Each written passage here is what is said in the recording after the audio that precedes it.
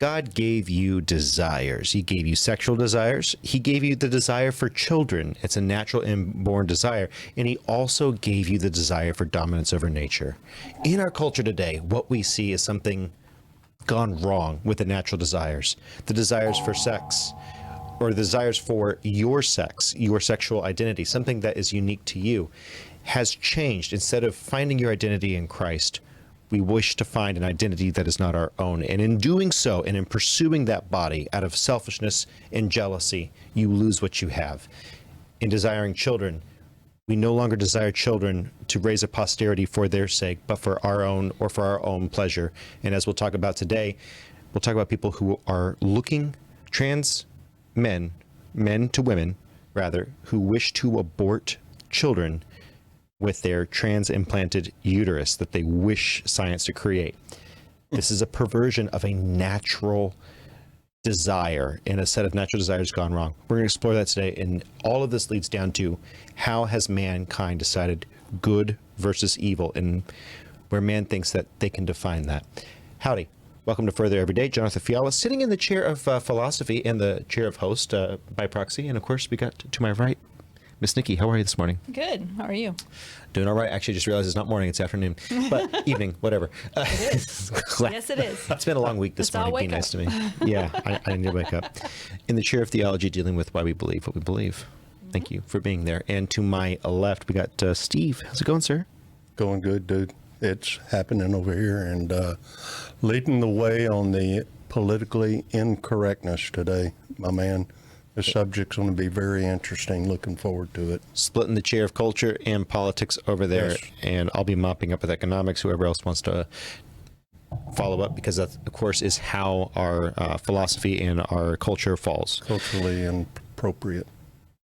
As always. So, digging into it, where things have gone wrong. Well, I want to get to the story about the trans men who wish to have the uterus implant. But before we get to all of that, there's a clip from the Whatever podcast on YouTube. And Mr. Producer, if you could pull up that YouTube, we're going to listen to the first minute and a half, 2 minutes, okay?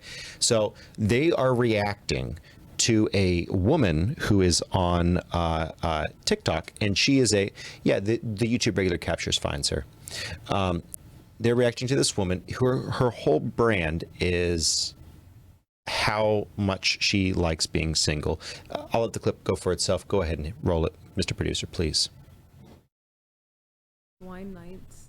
It's 10:45 a.m. on a Saturday. I'm 29 and single, and I don't have kids yet. Here's what your Saturday morning looks like when you're single at 29 and you don't have a kid running around the house. I didn't rise from my bed until 10:15. Every time I thought, I should probably get up and do something. I thought, why? Nobody's making me. I'm not missing out on anything. I went to Beyonce last night, and I didn't get home until 1 a.m. And I danced and drank my little heart out, and I didn't pay a babysitter to watch my kids as I did that. And I woke up a tad hungover this morning, which is probably why I was in bed for so long, and I was just scrolling on my phone, and I saw a picture of shakshuka, and I thought, you know what sounds really good? Maybe I'm gonna learn how to make shakshuka today, because I have no plans, and I don't have kids, and I don't have a husband, and I don't have errands to run. I can go to the grocery store and learn how to make shakshuka. So that's on my agenda today. Also on my agenda, probably a rewatch of some Real Housewives of New York. I'm also doing a rewatch of Normal People on Hulu, which is really spicy, and I highly recommend. Weirdly, I'm into this documentary on Netflix about blue zone countries, so I've got a pretty stacked day. Anyway, I say all this to say, whenever I'm hard on myself about why I'm not married and I don't have kids, and I should be further along at 29, almost 30. Pause. I don't want to do anything else. Okay. So I want to catch the Whatever crowd's look at this, because Candace Owens is on that podcast, and she, as a guest, and she actually had some interesting takes. And everyone who has spoken out against this woman, including Matt Walsh, Candace Owens, everyone says, why are you punching down? Why are you picking on some little TikToker who has no life? Why are you going after this woman? Well, the answer is obviously she's put herself out there as a public figure and as a lifestyle coach. So it does need to be said. But I want to get y'all's reaction from the chair of theology, starting over here. What is your first reaction to that young woman? Well, I think she might be surprised, but I think she has a right to her own opinion. It's not a lifestyle that I would enjoy. I've been very fulfilled as a wife and a mother, and I think there's a lot of people that have been fulfilled. Some people have had children though and don't want to be bothered with their children and with the responsibility of taking care of children, so their children are ignored or not taken, care of properly. So listening to her, I'm thinking, yeah, you're living for yourself, and that's fine. You have that right to do it.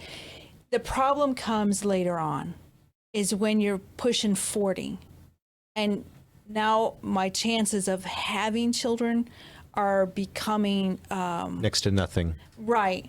And so I know one young lady that I met many years ago, and she was in her mid 30s, and she was dating around kind of loosely. And I said to her, she was going out of town and she was meeting some guy that she barely knew.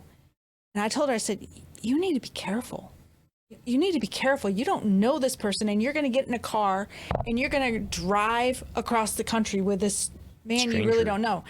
And I said, you just need to be more careful in what you're doing. And she said, when you're my age, you can't afford to be careful. Ooh, Because she was getting older. desperate. 30 years old as a woman, if you have not had a child already, you are 50-50 on ever conceiving. 50-50. That's just the stats. If that. That's not necessarily just biology, but that's also finding a suitable mate. That's finding someone that actually you wish to be with. And I say that as a 29-year-old myself who's not been married. Well, and let me just share this too, I have a wonderful aunt that's 80 years old that never married and does not have children. She has a very full life, and she has a lot of family that love her. And so even though she was a missionary, she's a Christian woman, but that door never opened for her. But she's very fulfilled, but she's a servant too, and I just don't feel there's anything wrong with what this woman is saying. My point is when you get older, what do you have to hang on to? Because if you don't have family or close-knit friends or whatever, it can be very lonely later on. So, and I think that's the primary objective of Matt Walsh. And I'm going to turn it over to you, Steve, in just a second. But Matt Walsh, Candace Owens, and Candace Owens is about to speak here in just a moment. And so I'll let her speak for herself. But Matt Walsh and a lot of other folks will come out and say, well, that's fine and well that you're doing that, but you were going online as a thought leader, and you're telling people you should live this way, and you're going to be okay when you're older. And the fact of the matter is, a lot of women, when they're 40, they hate it that they didn't have kids. Not all, but I think it's something that's really lost. Is you say you can freeze your eggs, you can do in vitro later, and don't even talk about the moral implications of destroying 12, 20 embryos, or freezing them for perpetuity. But the idea that you don't have a support structure either when you get older. That's exactly true. And, the science on freezing your eggs for in vitro, you do end up with problems the longer they stay frozen. It injures the child. Sure, it does. And you can have all kinds of different problems with that. And plus,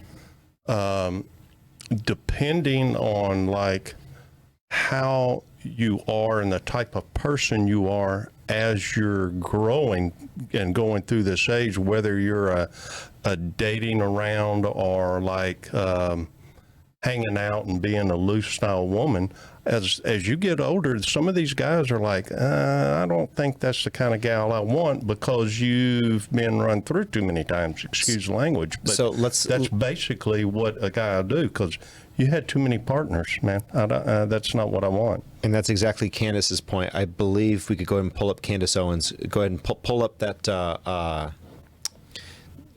YouTube capture again, and we'll go ahead and we'll finish that, at least part of it. Go ahead. Link in the description, as always, to this video from the whatever clips channel. Go ahead. This Saturday. I know that you can do all these things when you have kids and you're married, and I understand, but the effortlessness and ease of my life, just kind of focusing on myself and the shakshuka I want to make or the Beyonce concert I want to go to, really pays off when I'm hard on myself. To your point, I hope she never has kids until she fixes that. Hi, thought it was gonna be really her going shot, shot, shot. So, why do you guys think that this video went kind of crazy viral? People on the left, more conservative. People on the right, OnlyFans. I mean, women. it went crazy viral because Matt Walsh tweeted it. Let's be real. That would have just gone into the ethosphere on TikTok, and no one would have talked about it had he not picked that up and tweeted it. Well, was Matt? I don't know if Matt Walsh was the first He person. was. Well, oh, was Yeah. he really? Okay, Yeah. I didn't know that. But I guess what's interesting to me is that this woman has actually even said, she gives herself a hard time. She wants to be married. She wants to have children.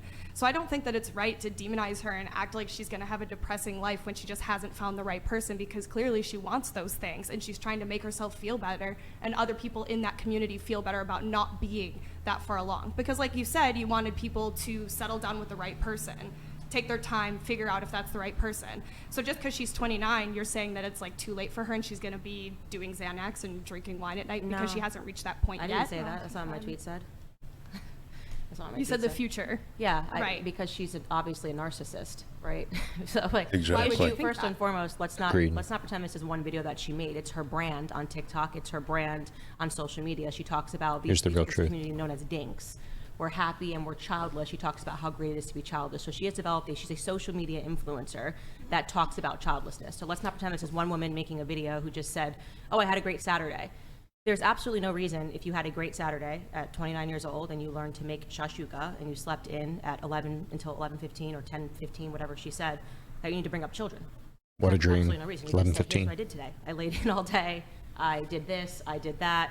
The fact that she has to correlate it to saying, and this somehow makes me better than people that have children, is the problem. She doesn't say that. She literally goes on to talk about not having children. It wasn't necessary in this video. So it's not like people are just shaming single women on the internet. You could go on right now and talk about what you've done all day, and there's no reason to bring up, having a child or not. She's actually doing the shaming, and now we're trying to pretend that she's the victim. She's not. She has a brand where she talks about childlessness and she talks about leaning into selfishness and all the things that are amazing about not having children. Again, this is not the first video that she's produced.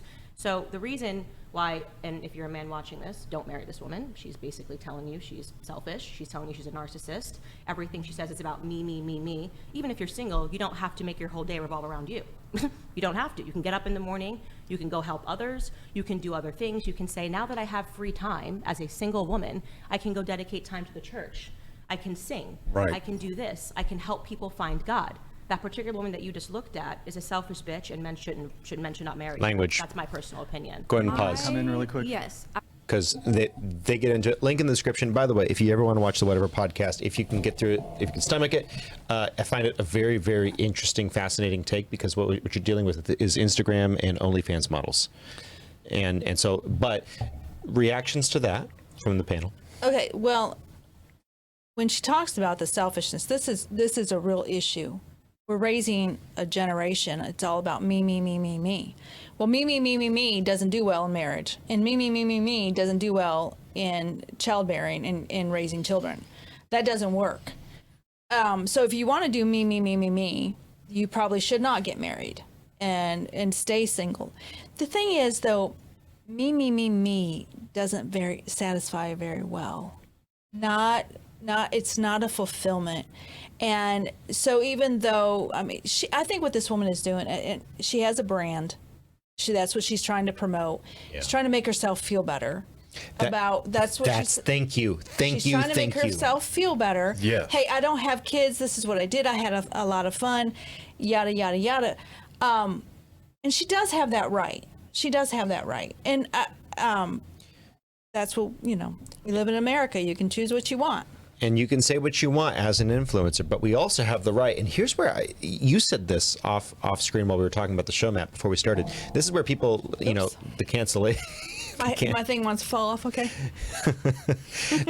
We're gonna get you some better headphones. Oh wait, no, those are the good headphones. Are they? Yes, yeah, they those are. Sorry, we'll work on it.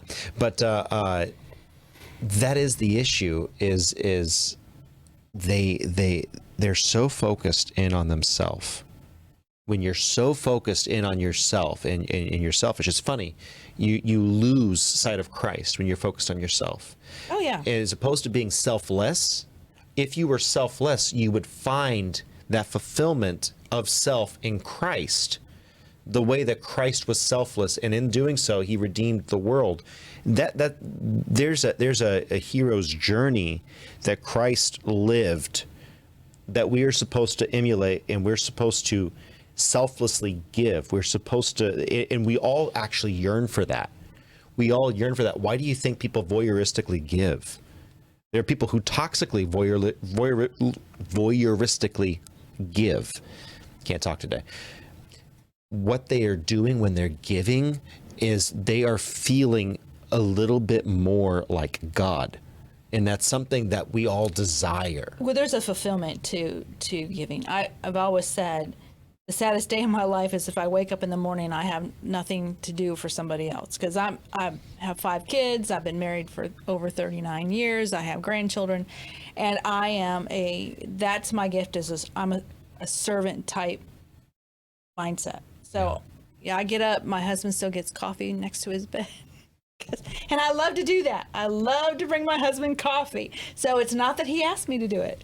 And he said to me one day, I didn't get my own coffee. I said, no, I like to get you coffee. Aww. So, but I like it when he makes the coffee at night and sets the timer on the Good job. So when I get up at 5 o'clock, my coffee's waiting for me. So I bring him coffee, but a lot of times he'll make sure that coffee's waiting for me at 5 o'clock. So, but those are the types of things that you think about, and you're not self-consumed people are not deeply satisfied people. So, and that I think is the thing that Matt Walsh is trying to prevent people from going into and falling into is this trap of selfishness. Yeah, I agree with you. And it's easy to see those that aren't running the same road as her will sit there and go, oh yeah, I completely agree with her. And that's exactly what yes. Like. And they're going to sit there and defend her because It fixes their priors. Exactly. And it makes them feel and confirms exactly Correct. what it is that they're doing. Makes them feel better about what they're doing. It's confirmation bias, and it's actually setting in stone. When I say fixing their priors, I should say it's setting in stone where they are. It's solidifying. It's giving them affirmation that their own selfishness is a positive thing. And I'm not saying if you don't want to have kids, you're selfish. I'm not saying that inherently. That's not inherently true. That's not... Pause. Right. I'm not saying that, but yeah, because there are people out there who want to give everything that they have. Say like a set of missionaries who don't want to have kids because they're going to go to China or they're going to go to the Middle East, and they're worried about if that's their mindset, they think that I can only serve God in this position in this way, or if I can serve this community or that community by not having kids. Right. That's one thing. Right. But to say I want to stay in bed with the covers on and watch Netflix. You have the right to do that. And we also have the right to say, well, it sounds like you got nothing going on and you're kind of lame. You don't have anything to offer. But it gets progressively worse. Go ahead. Yeah, but to get online and then sit there and try to get all of these likes to sit there and to make it seem like, oh, well, see, what I'm doing is okay because I've got 1 million likes that confirms everything that I'm saying and doing. And so that makes me feel better because I've got all of these people liking what I've said, and it confirms everything that I say. And there's so many people out there that agree exactly with what I'm saying. That's kind of what they do too. You know, and that's agree exactly with me, so it must make it right. Yeah. But Exactly. I do. I support her decision. I mean, she has the right to do as she wants to do. She does. She doesn't want to have She children. lives in America. She has a right to do what she wants. She doesn't want to have children. I mean, if she's quote unquote enjoying it, that's fine. I have lived a little bit longer down the road. It may not be fine. Right. That's what I'm saying is down the road.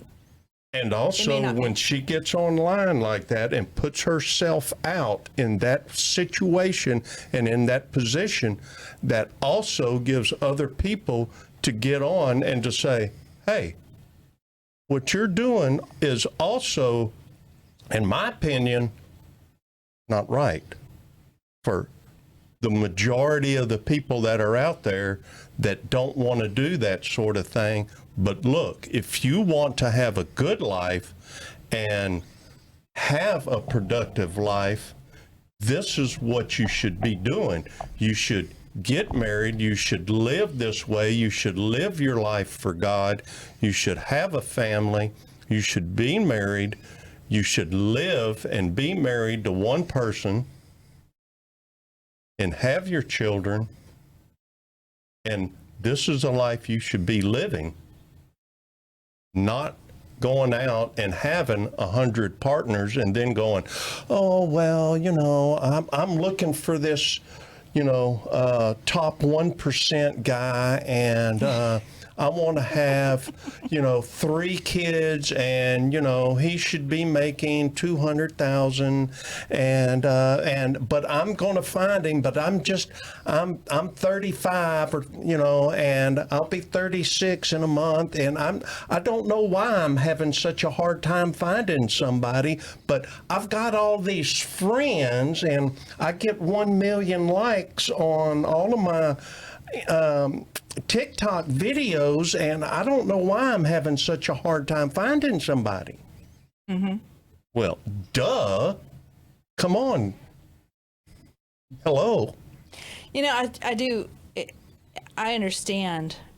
I know a lot of women who are looking for a really good man, or a man who's looking for a really good woman, and they just it hasn't connected for them. And I actually feel kind of guilty, because Charlie and I met at 16 and 17, and we've had a really good marriage for 39 and a half years. And my heart actually breaks for women and for men who are looking for that perfect partner. And I don't mean a perfect person. Do you understand what I mean? Yeah, because it's right. a journey. A relationship is a Right. journey, but the perfection is 2 people working together to make it work.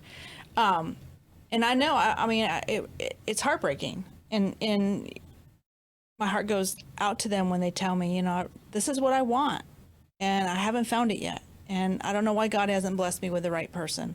And why hasn't God given me a husband? Why don't I have children? And they're devastated by it, especially as they get older and they know Right. that, you know, the clock is ticking. And, you know, then some women come to a point where I think they accept it. They accept it as God's will, and they find other areas where they're in service. My aunt, who's 80 years old, she's always been a servant. She's always been involved in so many different things. So she has a ton of friends, and she has a very large family, and she keeps in contact with them all. And believe me, she's not lonely. She's not lonely. And she's just a wonderful person. But there are people out there who are just really hurting because they don't have these things. And I don't know if this girl is trying to, I don't know what the deal is. Well, it's a matter of validation bias. And where I want to go next is where this turns really insidious, because there's a desire to not have kids. And I would much rather have this lady's brand than the coming brand. Because what you've seen with the transgender movement, and we were talking about this, I believe, off mic. Excuse me. Woo. Got a bit of the soda from the plane there. Anyway, TMI maybe. Anyway, we were talking about how the transgender movement has really replaced women, and it sort of moved all of the advances of women's lib, because there's some really good things that happened in the 60s, right? There's some really good things happened. Absolutely. There were a lot of things, Sure. you know, and I was just at a Women's Physicians and Dentists in Christ convention. I was volunteering over there. And, you know, I had this one African-American lady speaker. She was the last one. And she went through Jim Crow. And she's an old, salty Marine. She was one of the first female officers at her rank. I forget if she was captain or general. I forget where she was. She was like, she's intense. Like, this woman is Jeanette South Paul. She's this intense, strong, dominant woman who's like a wonderfully happily married woman, awesome woman of God. But she says, like, you know, there were obstacles to overcome. And now the transgender movement is sort of damaging that. But to make it even worse, now we're looking at routine care like uterine transplants, which, by the way, have a whole host of challenges, and we're going to talk about that. Now we're talking about taking them doing them on attempting from live hosts, women who have healthy uteruses. We're talking about taking them out on some sort of quid pro quo potentially, or donation. I mean, if you're donating your uterus, I'm sorry, you're doing it wrong, because you're going to make $1 million on the procedure, or some such ludicrous number. And then they're going to attempt to butcher a confused man by putting this in. And so this is kind of like some of the hopes that the transgender movement is putting in. Mr. Producer, I don't know if you got that message I sent you, because I know this is all like on the fly. Pull up on the show map. So go to the show map and pull up the bottom one. You should have it. Go ahead and refresh that page. Refresh that page. It should have refreshed. Because, let me see here. Thank you. Go ahead and pull that up. And we're going to look at what we're up against here. Yeah. Go ahead and let it rip. The first trans woman to have a successful uterus transplant. He wants to be. Ovaries and eggs included. And I want to be the first trans woman to have an abortion. You are not only wanting to risk putting your body in harm's way by doing a surgery that could potentially kill you, by implanting a uterus, eggs, and ovaries into your body, and then be the first trans man, woman, whatever, to become pregnant. But it doesn't stop there. You want to be the first man to have an abortion. To prove what? That your fake organs work?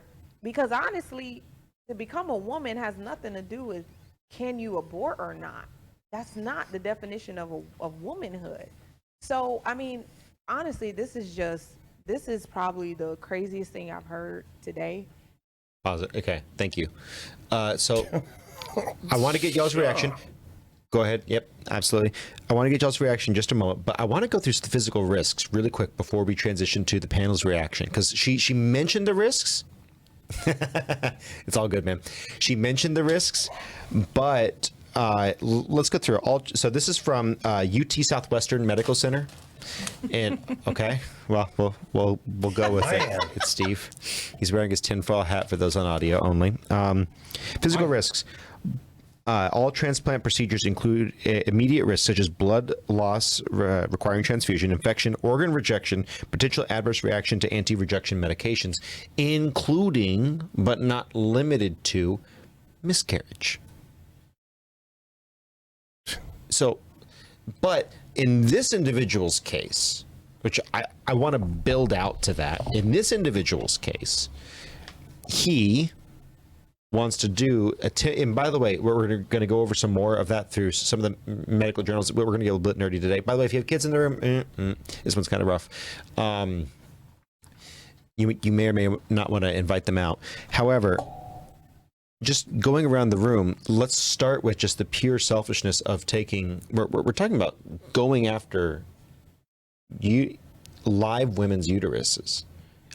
As a man, I crave, this is what this man's saying, I'm craving another woman's body parts to put inside me that will be rejected in a year to 2 years. Dishonor on you? Dishonor on your cow? I think so, Mr. Producer, but Miss Nikki. Well, I think sometimes that the shocking revelation gets attention, and that's a shocking revelation. I want to get pregnant so I can have an abortion. But do you think he won't do it? I don't know if the doctor would put a uterus go through all that. There's a lot, just like a kidney transplant or any type of transplant. They look to see if the work that they do is going to be productive. So like if a person is a drug addict, they're not going to give you a transplant because it's not going to be productive. You're assuming that the medical industrial complex hasn't lost its purity. If you are going to be giving, first off, I don't believe it's possible. Okay, I just don't. I think the risks are going to be way out greater than the reward. So I don't believe it is going to be possible. Do you think that'll stop them from trying? I don't know if it would stop them from trying, but I do think the risks are going to be very, very high. That's number one. Number two, will the risk of having an abortion be really high, life-threatening? That's another thing to think about. But like I said, I don't see it happening. They have to keep a very close watch on a transplant from a woman to a woman. They have to. And those are not successful, by the way. When I say not successful, I mean 3 years, 5 years. That organ is now cut out and rejected. And don't be surprised if there are paperwork that has to be signed that you will go through the full-term pregnancy, because the doctors, that's their reputation. If a doctor was to do a transplant from a woman to a man, which I don't believe could be done, successfully be done, that doctor is not going to go through all that and then have you have an abortion, because that reflects on him. Can you imagine the psychological problems that will occur? I mean, you're already having such a high percentage of psychological problems with those that take hormones just from the change of trying to change from a guy to a woman. Trying. Now, it's not successful because you can't change from a man to a woman. You're still a guy. Your DNA still says you're a guy. You can't change that. You know what? I'm a woman. That's what it is. And I've been pregnant 5 times. And you want to talk to my husband about hormone changes? And that's all natural for me. Right. And let me tell you something. There were times where I was like, I'm going to lose my mind. And my husband's like, I think I'm going to lose my mind. Oh, hey, I know exactly. Yeah, I've been in his shoes. Yeah. So for a woman, the hormone changes are natural. It's a lot. My daughter right now is 5 months pregnant, and I'm constantly getting something from her mom. Congratulations. I don't feel good. Oh yes, for her second one, and it's always I don't feel good. I'm dizzy, and she. I mean, these are legit things, or the mood swings. The hormones when you're pregnant, and then when you have the baby, and all those chemicals, when the baby's born, there's another change, postpartum depression. So you're dealing with something a natural woman has to deal with. And these are things that your body produces naturally. Now, in order for that kind of thing to happen, to occur for a guy, all of that's going to have to be through induced hormones. Induced HRT. Injections and all of this. And these doctors don't know the exact percent and how that all needs to occur. It's going to be an experiment, and it's going to be an experiment on the embryo. Exactly. So in the child. So as the child grows, so it would have to be done in vitro. So by the way, link in the descriptions below. We're not going to actually show the one that Jennifer sent us. Yeah, she still reaches out and puts in on the podcast. It'd be great if she were here right now. I would kill to have Jennifer. Jennifer, we wish you were here. We wish you were here, Jennifer. Why didn't you call in, girl? Exactly. So, but she did send us a link. I'm not going to show you we're not going to show you the pictures because you actually have. But if you want to go look, link in the description below. It's too graphic for YouTube, where they actually show a female to female uterine transplant and the amount of complexity that is involved, and it still has just about always failed. Like eventually the body rejects it. With the man. So I'm going to go to another. Because don't they have to eventually remove the uterus? They have to cut it out. So your so it's in vitro, and then they implant that into the child, into the womb, that child into the womb, and you throw away 6, 12, 20 kids into the freezer. Specifically the ones you don't like. So if they look a little bit more melanated, or if they don't have the right eye color, or if they don't have a eventually they're going to work on having a propensity towards whatever. And we're going to talk about that in just a moment, how designer babies are really going off the rails. And I want to tie this all back to selfishness. That is the theme, is selflessness. You find yourself. In selfishness, you lose the image of God that he has imprinted upon you. But go ahead and go to the stat report Mr. Producer. This is from statnews.com. It's a medical journal. And the title for this is "With Womb Transplants a Reality, Transgender Women Dare to Dream of Pregnancy." We just heard from one what she's daring to dream. Let's go ahead and he is daring to dream. So I'm going to read a little bit of this from a fellow who goes now by Chastity Bowick. I hope it becomes a reality.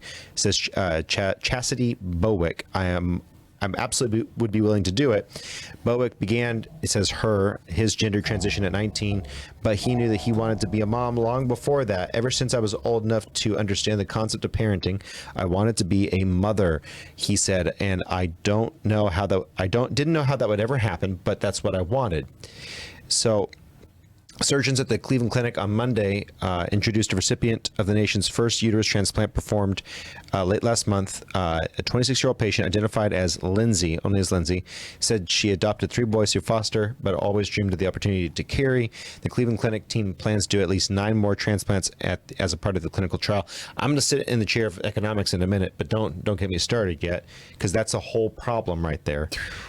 Gender reassignment surgery would be much more involved. For one thing, as with transition to male to female surgery, doctors have to create if you have kids in the room, 3, 2, 1, they have to create a vaginal canal, but they would also need to make space for the uterus. This would include, and this is where your problem is, widening of the male's pelvis, where you are going to stretchy the bones, and you're going to have to, that's enough of that, Mr. Producer, I'll just keep reading off of it, but you're gonna have to stretch the bones. You probably break and put titanium rods in there. So imagine just every movement of your hip, you're going to have rods that eventually could potentially cause permanent issues. By the way, all of your tendons and muscles, they all hook onto specific places in your body. You want to talk about muscular skeletal dysfunction long term? Do that to a man, because this is, so back to here, quote, that would require widening of the pelvis inlet, which is substantially narrow in men than women. After all that, the patient would need about a year to heal before undergoing the womb transplant, which itself is quite the ordeal. The first one performed in the United States took 9 hours. If the transgender woman had stored sperm before transitioning, if the man stores sperm, freezes it before he gets in vitro into some other woman's uterus that he has implanted, because the fallopian tubes don't come over, it has to be implanted, and even if you did the fallopian tubes, it would never work right. I'm sorry, it just wouldn't. Then he could be biologically related. So that's a whole custody issue. Just think about the legal implications of that alone. And so they keep going through the process, but Bowick is undeterred, says the article. Being a trans woman is already complicated, and pregnancy would be a beautiful thing. Even the morning sickness, I mean, because I already kind of am getting that now anyway from the hormones, and I'm moody. Man, you know nothing.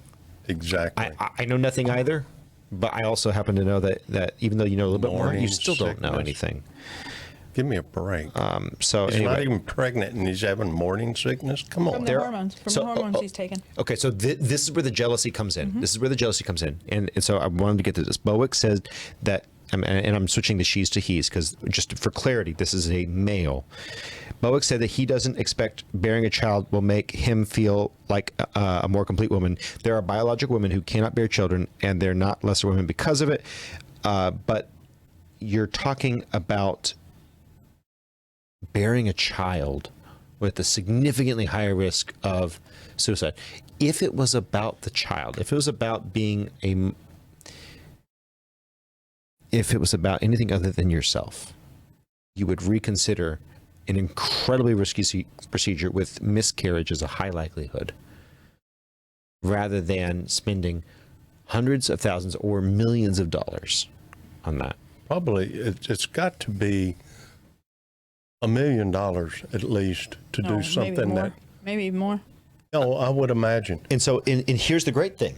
So sitting in the chair of economics, putting on that hat, swapping over to that chair. Here. Okay, I'm here. Here, you need that? No, I'm good. Thank you. Think about the perspective of this from, and this is where I disagree with you, that you say that they won't do it because it's not a value. It's a value to these doctors. To some of them, because they don't value the patient anymore. They don't value the patient anymore. Their eyes are filled with greed and lust. and they want, and there's also the lust for power. And remember, we said at the beginning, the dominion mandate. God mandated that we have dominion over creation. Yet, of course, what did Adam and Eve do? They said, wait a minute, there's one thing that you told us not to do. One thing. You know what? I would like to be unfettered. Satan, you've got a really good point. I would like to reach out and take out of the abundance of around me. There's one thing. God only asked me one thing, and it was benign. There's no reason. I'm still going to reach out and take it. And, cue the meme, your scientists were so busy thinking of what they could do, they didn't think if they should. Yeah. While others are sitting back over there going, let's sit back here and see what happens so we can decide whether we want to do it or not. Just like Adam sitting back and going, I'm going to sit here and see if Eve dies. I'm going to watch Eve and see if she dies, so it'd be whether or not I should eat one. Toxic masculinity, real toxic masculinity. Go ahead, Miss Nikki. No, I understand what your point with it. And it could be just my own being naive, but I just think what was involved would be so traumatic. And there would have to be trials, and I believe people would probably suffer greatly because, they're not going to be successful, right? They have to practice a little bit of this and practice a little bit of that, and there's going to be people left behind that are going to be scarred in a bad way. And maybe even death could even follow. Oh, yeah.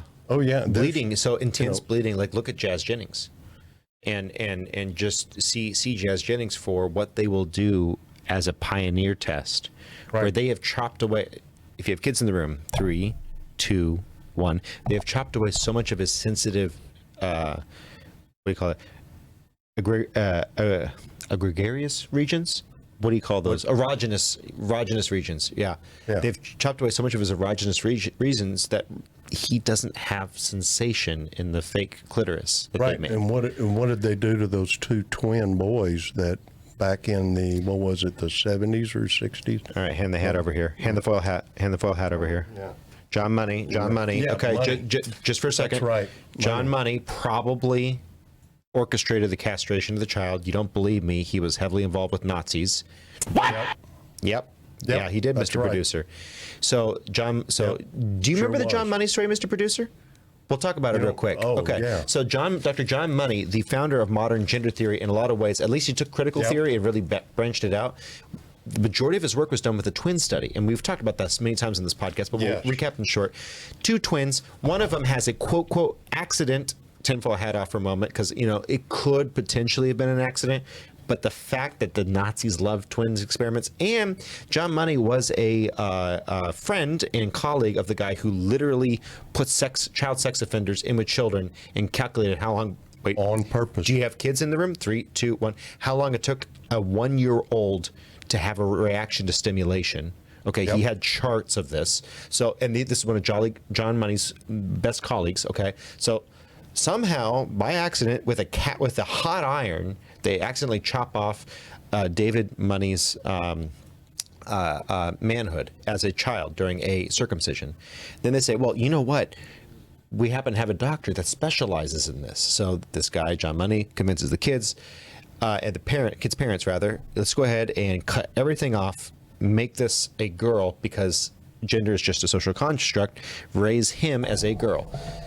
15 years old, 14 years old, whatever it was, David, who'd gone by Brenda, I believe, all of his life, was so distraught he was on the verge of suicide, always having rejected everything feminine. There was something innate in him that he was a boy. He was a boy, and he knew something was wrong. They told him finally on the deathbed, practically of suicide, all but, and he changed back. He immediately changed back. He was he was ready to commit suicide, and he was experimenting with killing himself. And so they grabbed him from that. They said, okay, this is not working. He immediately transitioned to a male presentation because he'd always been a male, and then nothing worked out for him. It was terrible. He and his twin brother eventually committed suicide. Oh, by the way, Dr. John Money had both kids perform acts that only a married couple should perform on each other, for him and his colleagues to watch behind the mirror glass and take notes, although they probably did more than that. Just leave your imagination. So these are the people who have led our modern gender theory thought. And you don't think that out there to the viewer, you don't think that they won't do something that is not in your best interest? Yeah, They're going to you come for have you. doctors that are willing to champion the transgender,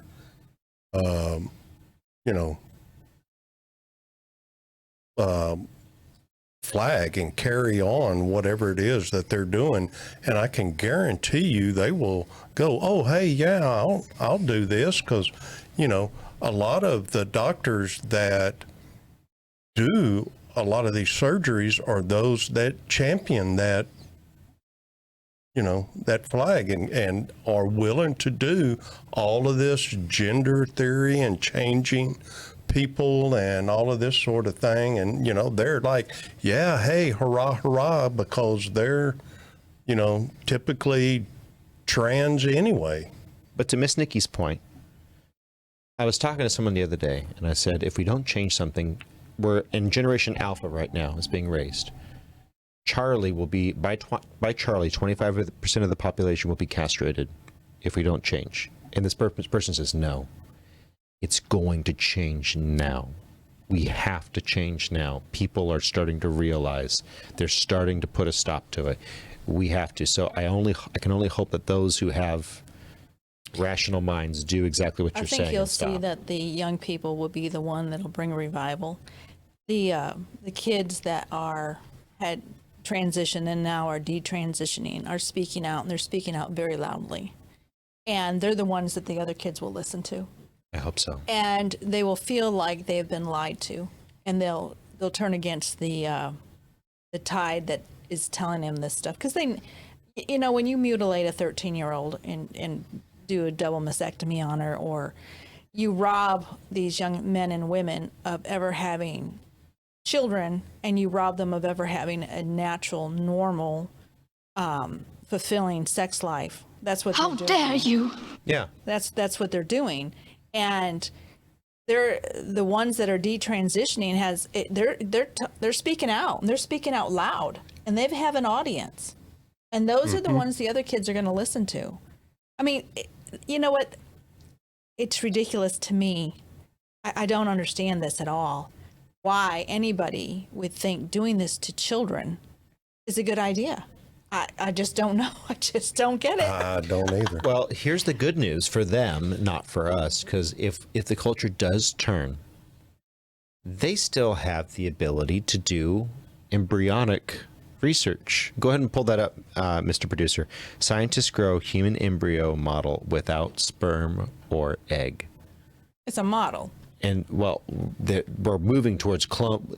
Now, tinfoil hats off. Tinfoil hats off. I don't know. That sounds like There's been cloning. Hat thing there. There's been cloning for a long time. Go ahead, Mr. Producer. Pull it up. Link in the description below, as always. Scientists grow human embryo model without sperm or egg. A group of scientists in Israel have grown, quote-unquote, complete models of human embryos without the aid of sperm or eggs, according to a paper published on Wednesday. This was published September 6, 2023. The Weizmann Institute team presented their findings to journal Nature. They mimicked the development of human embryo just using stem cells, which were reprogrammed, giving them the potential to become any type of tissue in the body. So here's what they're. So thank you, Mr. Producer. They haven't given it life, but who's to say that they're not going to try cloning? Because and some people are saying that there's already clones out there. Look. Citation needed, please. Before you go and say that, citation needed. I know you don't need a citation. Reptile people out there. No, we don't. No. We've got all those other types and aliens running around that are disguised as other people. They're wearing human masks. They're subhuman, but they're not reptilians. You know, living in underground cities that are mile below the surface. And do you know when? I'm glad you took that off. I was really like getting into a deep level there. If you go back to the Bible, and it talks in Genesis about the city of Babylon. Yeah. The issue there was that all the men spoke one language. They were all together. Right. And the Lord said, "Now nothing will be they'll be able to do all this wicked stuff. And I don't have it perfectly phrased, but that's what the thing was. The thoughts of their minds, nothing will stop them because they're all together. And so then he confounded the languages and he spread them out. Well, now we have broken down those barriers. God has allowed us to break down those barriers for a purpose and for a reason. And so now the ability to do all kinds of things is before us. We think that we've attained this knowledge on our own. But, you know, it says in Deuteronomy, it says, or is it in Proverbs? The secret things belong unto God. And then in Proverbs, it talks about it's for kings to search out a matter. It means to discover. We're supposed to be discovering, but we're supposed to do it under a law of morality. Well, life is given by God and by God alone. And I know we want to play God. And we'll say, well, we can cure cancer. Well, that's a great thing. We should be able to cure cancer. Let's focus on that. So to try to experiment and do things to make people's lives better is great. But we are crossing a moral line, and I just don't see God allowing it. Well, I think that there's a lot of truth there, but also what I do see is that they're going to find, and a lot of people have donated. And by the way, if you're a dude who's considering donating your sperm to a sperm bank, think about that for a moment. Think about that for a moment. Just there's a lot of ramifications to that. Because now what I suspect that they might start doing, if they run out of willing test subjects for their sexual deviant ideas, they might start looking at all the embryos that are in vitro facilities and all of the eggs and frozen, sperm, and they might start to do that, even if they're not just recreating a model. And it is a model, it's not alive, because it doesn't have that spark of God's life, that both the sperm and the egg have something very special that happens. And when those two combine, there's a actual sonoluminescence. There's this actual light that is emitted from that reaction. Yes. And some people would say that it's a chemical reaction, but man has not been able to figure that out, that is. It appears to be something that's outside of this world, because there is a soul, there is a mind, and the soul has a mind and a body, and not the other way around. I have a belief, and I don't really have it's just how I believe. I can't really sit there and prove it to you or, give you backup for it. But the Word of God says that God breathed into Adam and he became a living soul.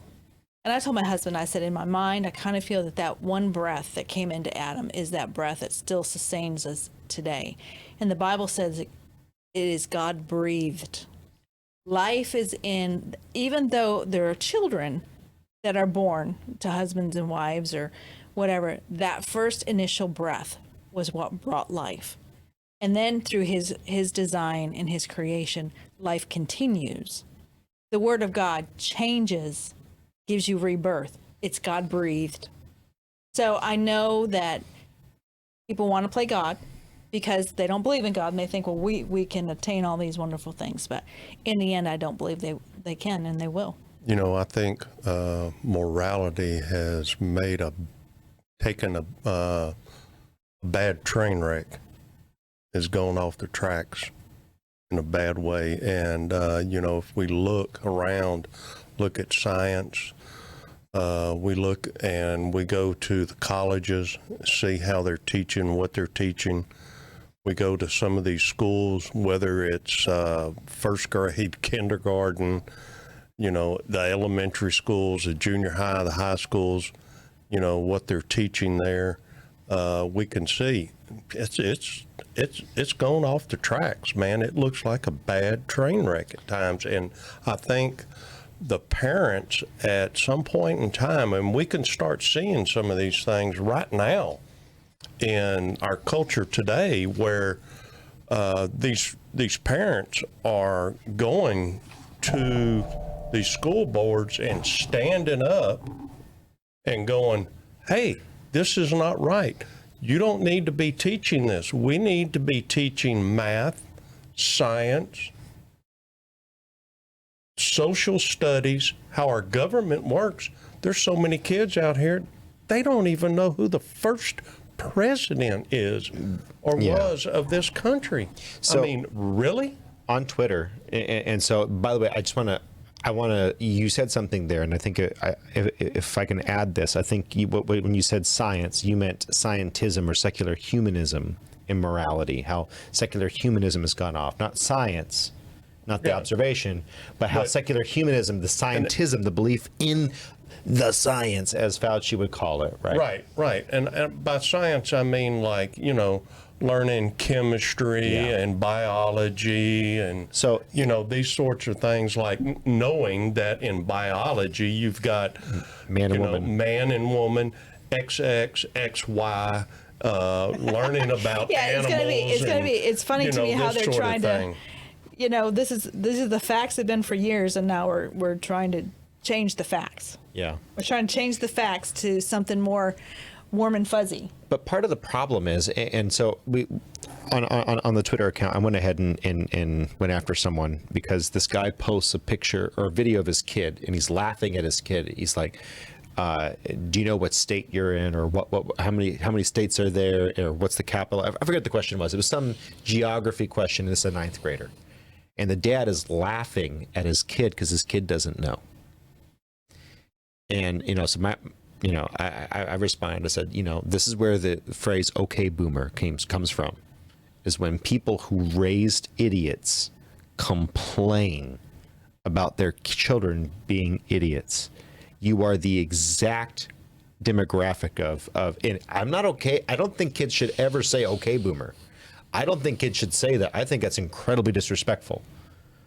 However, there is a shred of truth that there's a lot of people who want to make fun of a generation that was not given the education that they were.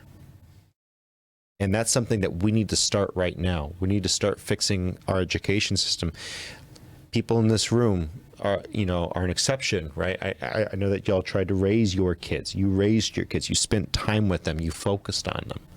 But one of the main things that we've lost is not only self-sufficiency, but self-sacrifice. The idea of intelligence, of attempting to better yourself. There's no value in these things. It's all self-actualization. Mm-hmm. And where did they get that? They got that from the public schools that they were abandoned to. Because we did not want to raise them, and the church did not do a good job. And I know it's an unpopular opinion, even with someone here, because we're coming up to the end here. I'm just saying, I'm about to do final thoughts. What's your final thought after I say this? I think the church should be offering an option. It should be offering an option. We as a church should pull together and find an option for schooling, for education. We should offer that on some level. We should find a way to do it, because we say that the public education system is rotten, and it is. And I think we could do a better job, but by and large, we don't. And anytime the government gets involved in anything, it goes sideways. Yeah, who invented this conflict of interest of having the government teach civics? But just to wrap, Mrs. Nikki, final thoughts for the day. If you were to walk into someone who was saying, "Look, childlessness is a great thing. Transgenderism is wanting to take a live woman's uterus and implant it, because that is the choice, into yourself," what would your response be to that person from the aspect of the chair of theology, as far as losing themselves in trying to pursue themselves? Well, I would just, if you don't want children, that's up to you. You miss a lot of joy. There's a lot of joy that children give to you. And even when my older children, my adult children, and then you have grandchildren, that's even better. Yeah. But exactly. So children are a great joy. And I would just say, I would hate for you to miss that part of it. Yeah. Not that you have to, but it's been a joy for me, and I would like, other people to experience that joy, but it is your choice, but you have to live with that choice. Yeah. And if you're, on your deathbed and there's nobody gathered around your bed because there's no children, that might be a pretty lonely, sad place. Mr. Steve, final thoughts? Yeah, I think on like what you asked Nikki the first thing I would probably do is laugh. And then I would say, who are you going to find that's going to donate a uterus to you? And then, where are you going to get this money? Yeah. From the government. It'll come from the taxpayers' teeth. Are they? How do you qualify for something like that? Where are you going to do to qualify to do something like this? I would just look at him and say, it's not going to happen, dude. It ain't going to happen. And why are you putting your life and a baby's life in jeopardy for your own gratification just because you want to try to do something like get pregnant and then go and abort it? I mean, what are you trying to prove here, and what are you trying to do? I mean, you're creating something, going through all of this, and then you want to abort a living person? I mean, what's the purpose behind all of this? I don't understand what you're trying to get to here. I mean, all you're doing is, you've already ruined one life, your own. You need to go see somebody. So, just from the chair of philosophy and from the chair of economics, kind of straddle those two from across the room here. If you want to have double income, no kids, DINK, that's the acronym. You know what? Don't have kids. Don't have them until you come to the point where you realize. But like Miss Nikki said, there may come a day where you miss it. And as far as the transgender issue, I'm going to say, look, if you want to go about doing that, I want to ask you why. Why are you doing that? Because I think the same question should be asked to the double income, no kid advocate. Why? Why do you not want to have kids? And it's fine to not have kids. But if the answer is, I want to spend time on myself, or if the answer for the transgender is because I want to feel fulfilled, there's a couple things here, especially if they're talking about the abortion. Selfishness is right where the devil wants you to be. And if you are living a life that is dedicated to self and to self-pleasure and to self-actualization and self-realization, self-exploration, you will lose yourself. You will lose everything that God intended for you. You will be devoid of the meaning and the purpose that you seek.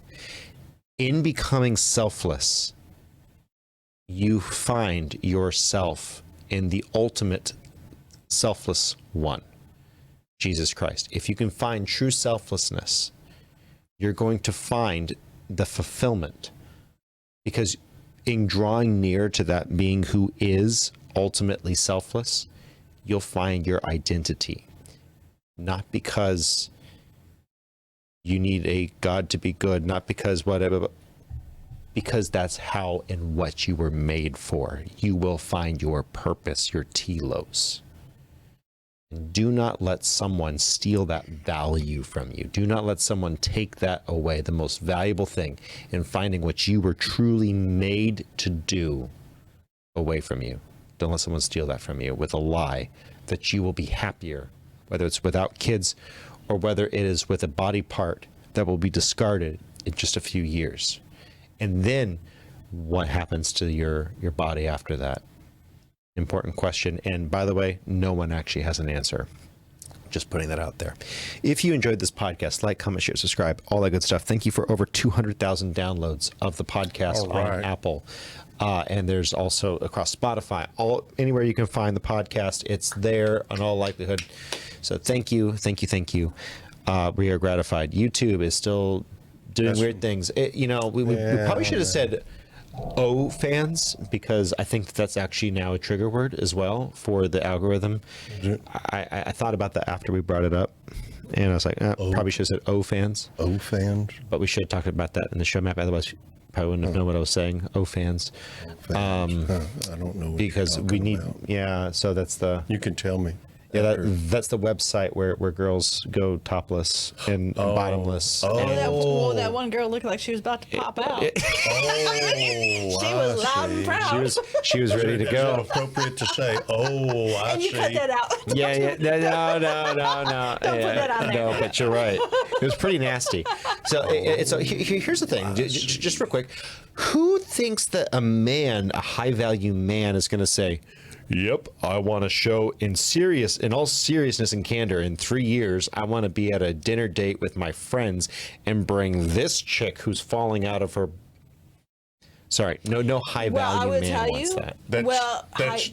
Okay. It's been. Go ahead, Miss Nikki. She was speaking. I just know that I had a relative that her husband always wanted her to dress like that so he could kind of say, "Look what I have. Look what I have." But he's not a high-value man. Okay. But Well, I that's not a agree. high-value man. Yeah. Right. That's a POS. Sorry. Anyway, Right. Leave that out. No. Okay. If you like this podcast, Dumb. yeah, it is just dumb, Mr. Producer. Thank you so much, guys. But I agree. We're gonna wrap it. Thank you. Have a wonderful day. Bye. Bye. All right. If you're still here, I even got Miss Nikki this time. Oh. If you're still here, you are a super listener. We put you to sleep. I'm sorry, Miss Nikki. What was your least favorite outfit of all the people wearing that on the whatever podcast? Oh man. What are you talking about? So you were commenting on the outfits. Which one is like the trashiest outfit on the whatever podcast? You're not going to say. You're not going to say. Let me just say, I'll tell you this. All of them, raised- says Mr. Producer. I've always Candace was told- great. The other two ladies were fine. Yeah, she was dressed very nicely. I always told my girls, my daughters, my nieces, whatever. I always said, if your body part starts with a B, keep it covered. Your bust, your bosom, your belly. If you can feel a breeze through your cleaves, your shirt's too low. That's the first. I love it. That's a good saying. I love it. There you go. So yeah, I would definitely say none of those women would be. They wouldn't appreciate me for sure. No, they wouldn't appreciate you, and frankly, they wouldn't appreciate me either. And I do not appreciate seeing that on a woman. It's like, you're a distraction and you're sexual harassment too. Let me put it this way: anyone that's an OnlyFans girl, got no use for. And probably an O fans girl or whatever it is, not my type of gal. Yeah. I've got no use for them because probably what they wear is, and I've seen some of those. Well, what they do is podcasts, also, and there's right. And I've seen some of these podcasts of them and watch some of the stuff, and the way that guy talks is. I look up their Twitter. Gives them, those gals, a hard time, man. It's good on him. And he tells them like it. Some of those girls just get up and walk out because they can't handle the truth. Yeah. So. And they're all trash. I mean, they just. And I look up some of these people's unreal. Twitter, and it's all out there on Twitter. It's like, so I'm just going through Twitter, and then I find it's like, oh, there's an OnlyFans in there because I'm reading replies to something else, and I click on, dudes, chicks. I check on everyone to see like what kind of person is this, a right wing, is this a left wing, and then I get on their page. It's like OnlyFans, and then you scroll down, and you're like, oh my gosh, get away from that. And I don't know These what you people, they guys put it all about. out And there. I'll see some of these on YouTube, and because I like listening to him and listening to what he tells these gals, and But they're nuts. they are, and man, he gives them, boy, he tells them like straight like it is, man. We want a Proverbs 31 woman, the actual empowered woman, not a Proverbs 5 or 7. Right. If you're a young man, be on the lookout for a Proverbs 31 woman and not a Proverbs 5 or 7. Yeah, Mr. Producer says all the ones on the right he did not like, all the ones on the left. You're on audio. You're going to have to watch. Oh, I'm sorry, but let's just say Candace Owens. Think Candace Owens versus Nightwalker. And they think they look good.